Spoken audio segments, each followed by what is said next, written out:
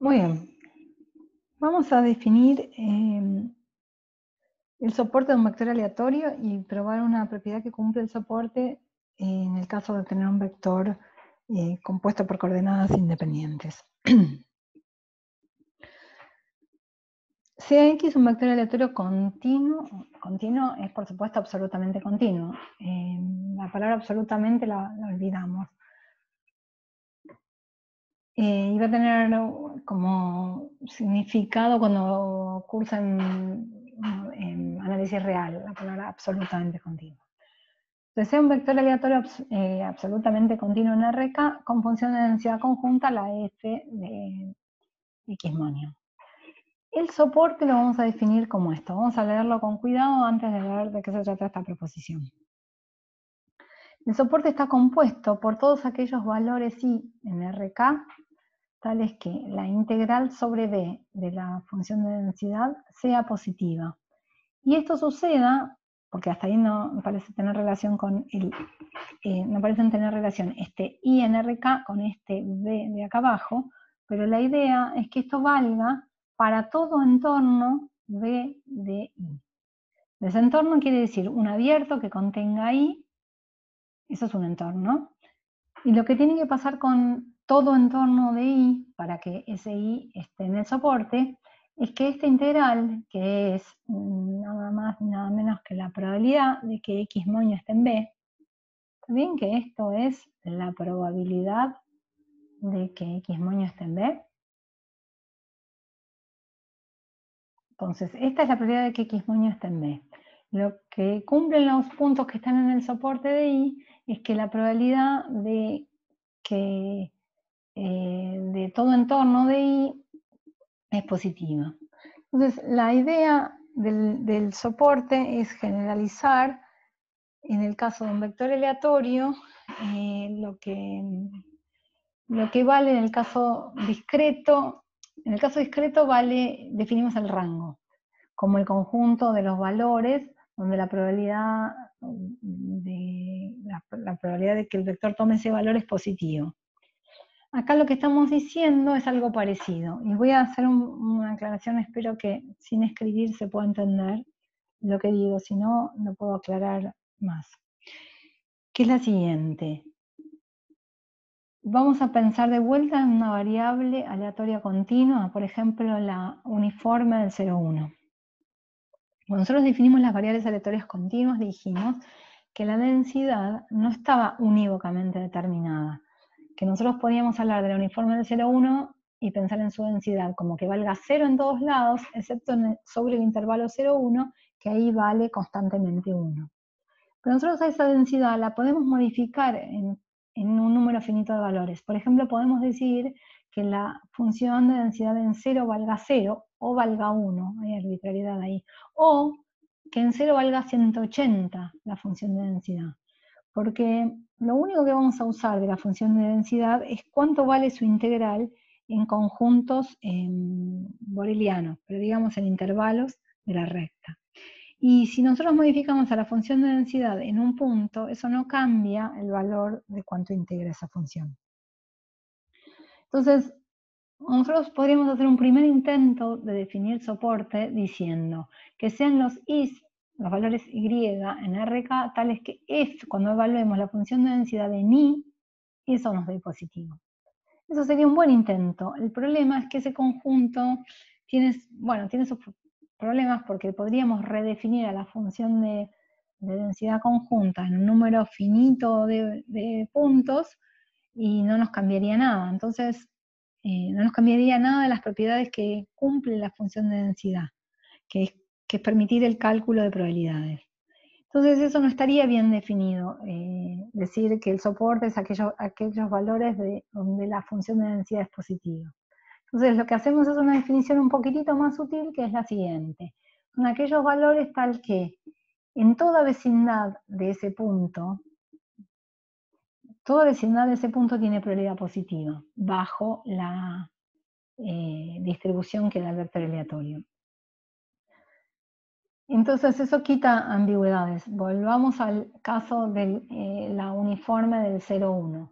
La uniforme del 0,1, si yo elijo cualquier punto del interior del 0,1 y miro la probabilidad que tiene cualquier entorno, no sé, elijamos el 1 medio, que es un punto en el intervalo 0,1. Cualquier entorno del valor 1 medio tiene probabilidad positiva. Entonces, el 1 medio pertenece al soporte.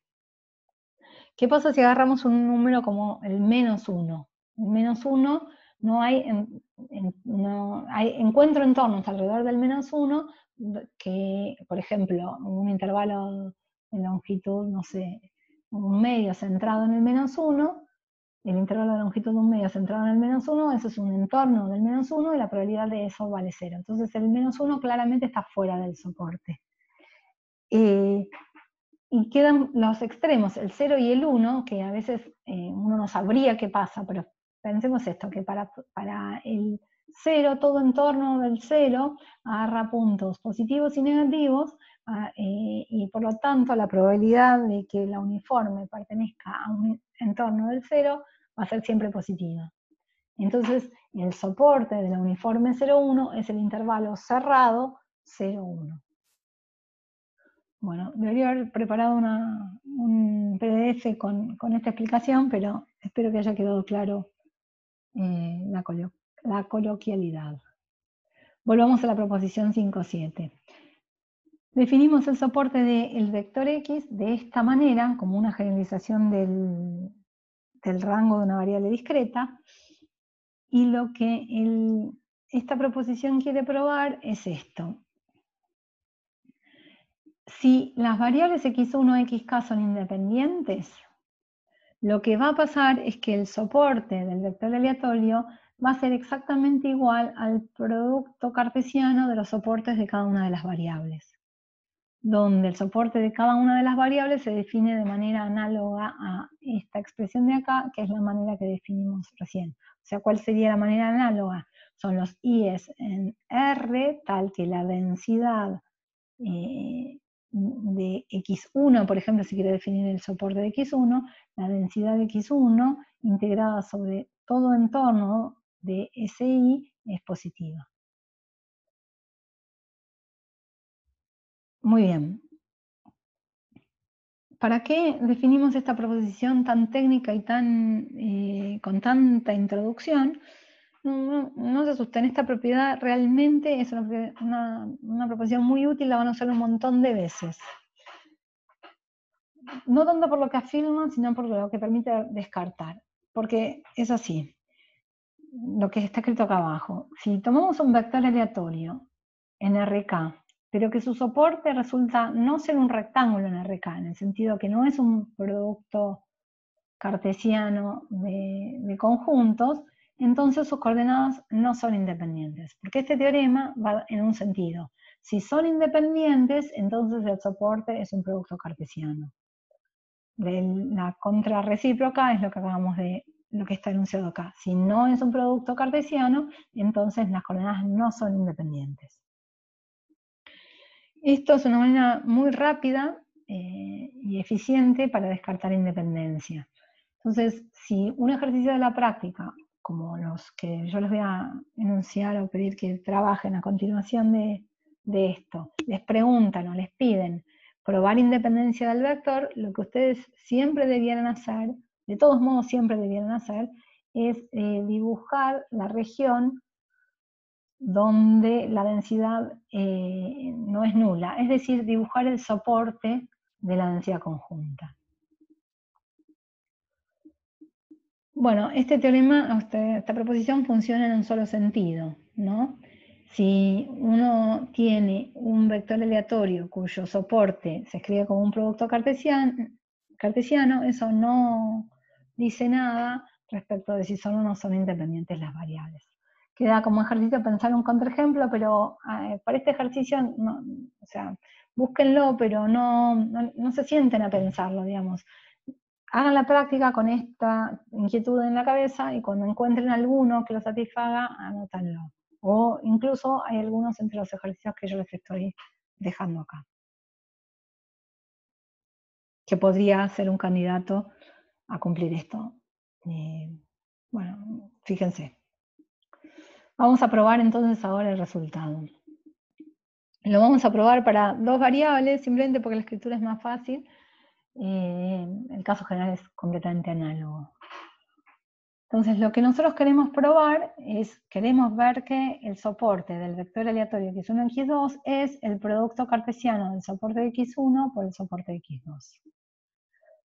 Vamos a verlo probando la doble inclusión, o sea que este conjunto está contenido en este y después la otra. Antes de mirar la demostración, miremos el final. Esta contención vale siempre, o sea, para probar esta inclusión no vamos a usar la independencia. ¿Cómo probamos esta contención? Bueno, tomamos un punto y 1 y 2 que están en el soporte del vector aleatorio.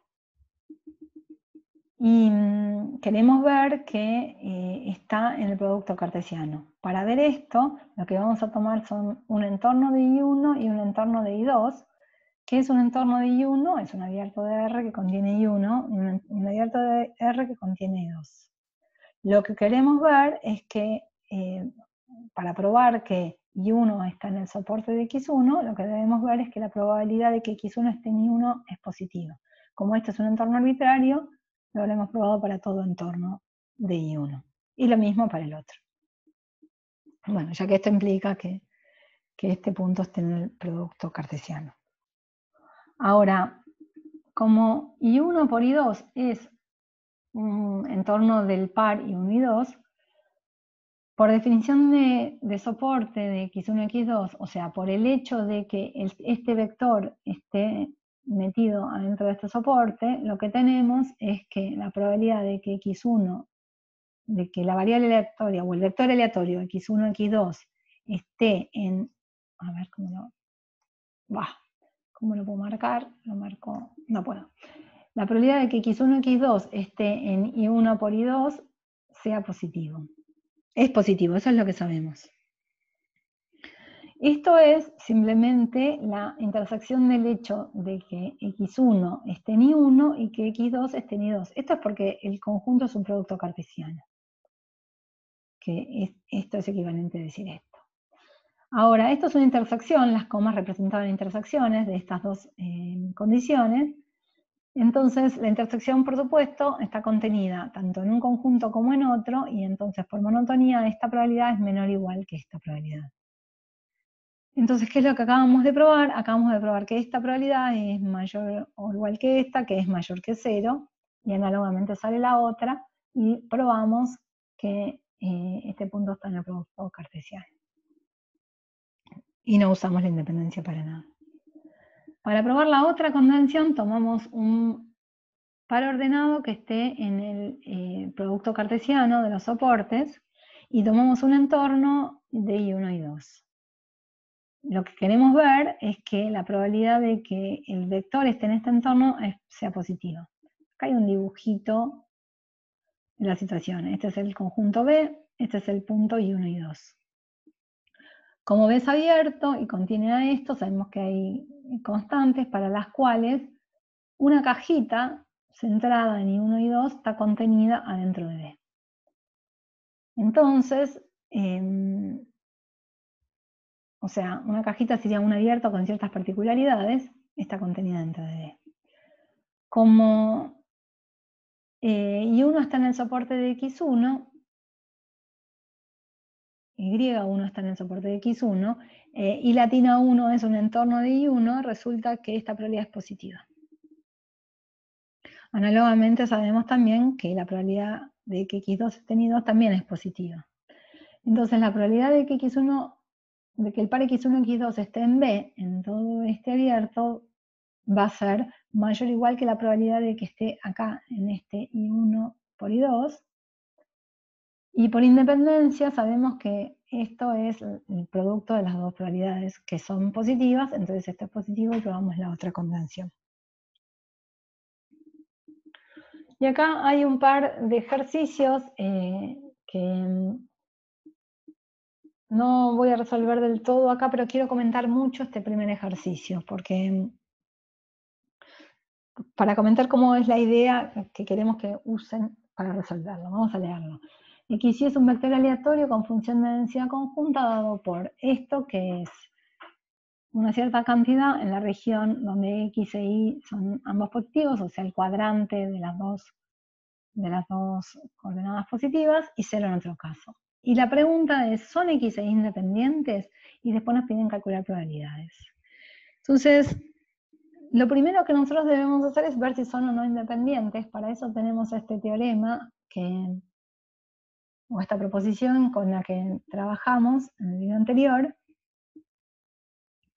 Y de todas estas expresiones, la más cómoda para trabajar puede ser la 2 o la 4 porque tenemos la función de densidad. Entonces, la 2 es como la más cómoda para construir la función de densidad conjunta a partir de las marginales, podemos multiplicar y obtener la conjunta. Una vez que tenemos la conjunta, como en este caso, basta que nosotros logremos descomponerla en un producto, acá vale 2 en el ejemplo, basta que logremos descomponer en un H1 de X1 por un H2 de X2 para que hayamos probado la independencia, si queremos probar la independencia. De todos modos, antes de probar la independencia, lo que nos conviene es chequear si el soporte es un producto cartesiano. Entonces este sería el primer paso para probar la independencia o descartar la independencia de un vector aleatorio. Ahora fijémonos que el soporte de esta región, de esta densidad conjunta, está dado por el cuadrante, el primer cuadrante, ¿no? Es la región de los X e Y mayores o iguales que 0, ese es el soporte.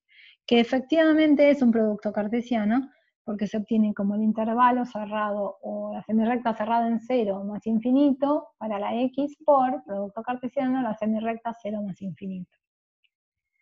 Entonces, entonces este teorema no nos permite descartar la independencia. No sabemos, el soporte es un producto cartesiano, por lo tanto las variables podrían o no ser independientes.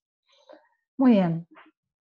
Ahora el segundo paso es buscar la proposición anterior y ver si esta se factoriza. Pero cuando decimos que este se factoriza, nos referimos a que se factorice completamente, digamos, que esto se puede escribir como un producto de una X, de una función que dependa de X, por una función que dependa de Y, incluyendo lo que involucra la región.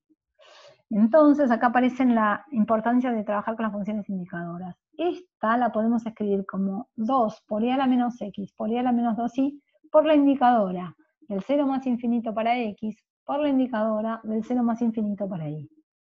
Así escrita, podemos tratar de pensar si tenemos chances de separarla en una función que solo dependa de x y una función que solo dependa de y.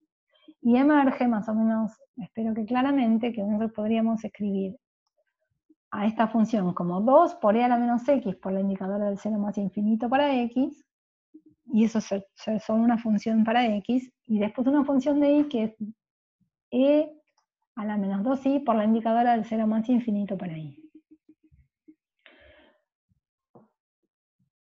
Y acá tenemos podemos ver la ventaja de que no hace falta mucho más, porque lo único que nos pide la proposición es que chequeemos que esas funciones que en la proposición se llaman H1 y H2, H1 y sería H2, lo único que deben cumplir es ser positivas. No hace falta que verifiquemos que integren 1. Si queremos usar esta parte de la proposición, deberíamos además verificar que cada uno de los factores integran 1 en toda la recta, y la descomposición que yo acabo de proponer no lo cumple, porque esto no integra 1, esto de hecho integra 2, y esto de hecho integra 1/2. ¿Está bien? Esta constante 2 debería irse con la densidad de la y, pero no es importante. Entonces, ¿son X e Y independientes? Sí, podemos decir que sí, porque acabamos de escribir una factorización correcta. Una factorización como nos pide esa proposición en el ítem 4. Más aún podemos mirarla detenidamente y ver que la parte que depende de x, olvidemos las constantes, solo e a la menos x es una exponencial, falta determinar el lambda adecuado, y la parte que depende de y también es una exponencial, porque es e a la menos constante por y, con una función indicadora compatible con la función exponencial. Y la constante que está delante va a ser la que tenga que ser para que integre 1.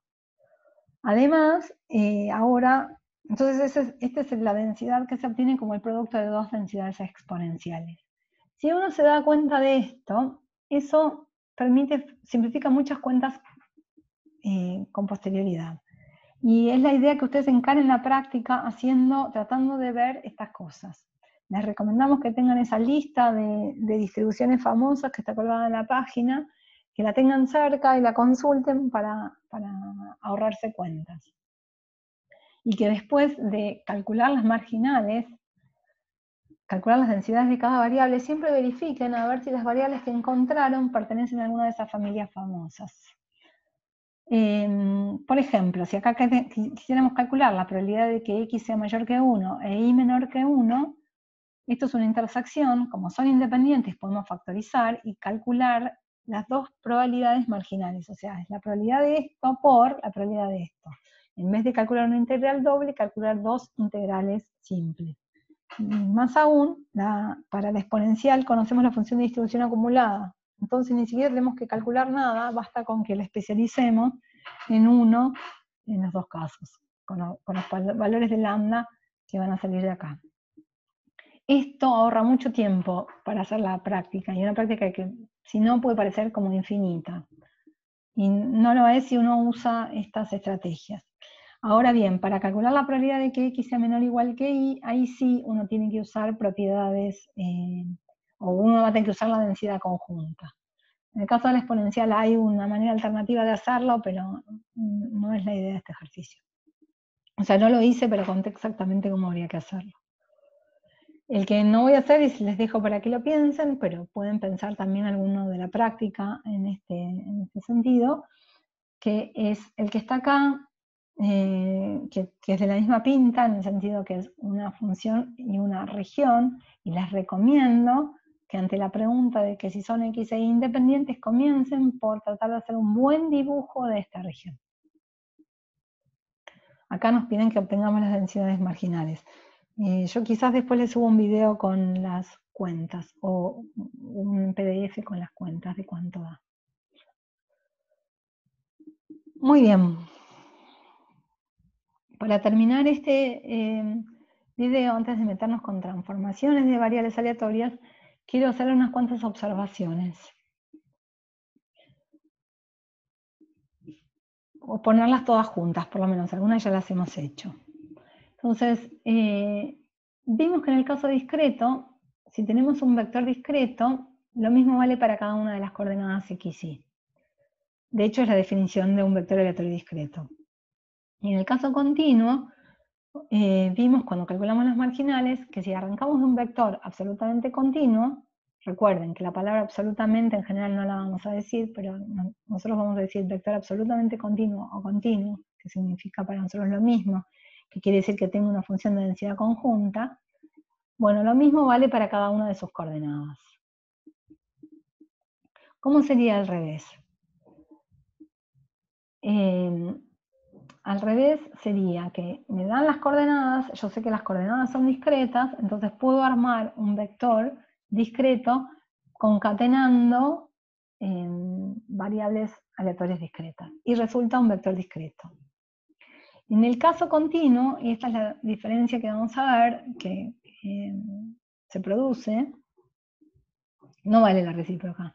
O sea, si yo tengo k variables aleatorias absolutamente continuas y las concateno para formar un vector, este vector no necesariamente va a resultar absolutamente continuo.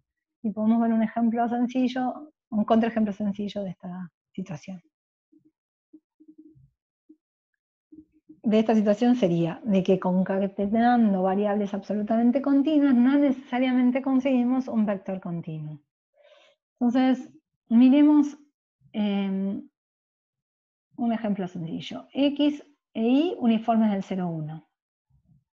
Si X es independiente de Y y miro el vector XY, este vector resulta absolutamente continuo, más aún la densidad conjunta se obtiene multiplicando las dos densidades marginales. Bueno, esta es la proposición que dice eso, que la densidad conjunta se obtiene multiplicando las marginales. Acá está escrito. Ahora, ¿qué pasa si en vez de pensar en este vector, lo que hacemos es, decimos, olvidémonos de Y y definamos el vector que tiene primera coordenada x y segunda coordenada también x. O sea, es un vector cuyas dos coordenadas son iguales. Este vector va a estar soportado en la diagonal, o sea, siempre todos los resultados van a estar ubicados sobre la diagonal. En realidad va a estar soportado sobre un segmento de la diagonal, que es el que va entre 0, 0 y el 1, 1. Pero toda la diagonal, más aún ese segmento, tienen área 0 y por lo tanto no hay manera de que podamos definir una densidad conjunta en R2 y calcular probabilidades integrando una densidad conjunta. Por lo tanto, no es absolutamente continuo. Esta es una diferencia fuerte entre los vectores absolutamente continuos y los vectores discretos. Bueno, en el próximo video veremos transformaciones de variables aleatorias.